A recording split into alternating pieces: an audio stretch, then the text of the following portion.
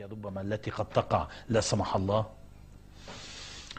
أتصور أنه ستسبقنا الأحداث بسوريا، ستسبق الوضع اللبناني. يعني إذا صار في تفاهم في لبنان ووقفنا كلنا يدا واحدة، ليش بتصير انتخابات ويصير كل شيء على حسب الأصول.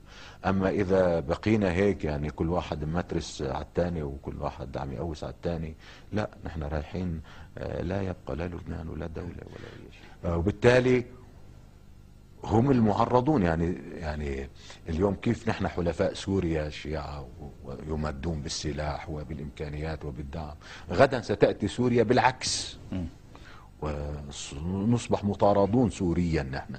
فبدي أقول مصلحتنا، وقلت وذكرت لك بأنه نحن خياراتنا إما الصلح مع السنة أو التحالف مع الإسرائيليين. مصلحتنا أو التحالف مع الإسرائيليين، مصلحتنا نتحالف مع السنة، مصلحتنا نتنازل، مصلحتنا نعطي.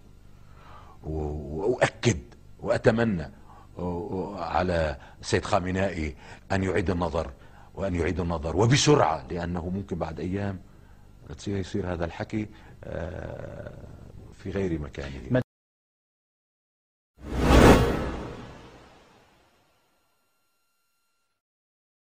انه كان في رفض قاطع للمشاركه، هذه النقطه المشاركه اللي كان في اندماج استخباراتي سياده الرئيس، كان في اندماج استخباراتي كامل بين القوات وبين الاسرائيليين. كان في ما اختلفنا، نحن عم نقر التعاون له اشكاله، نحن عم نقر انه كان في رغبه.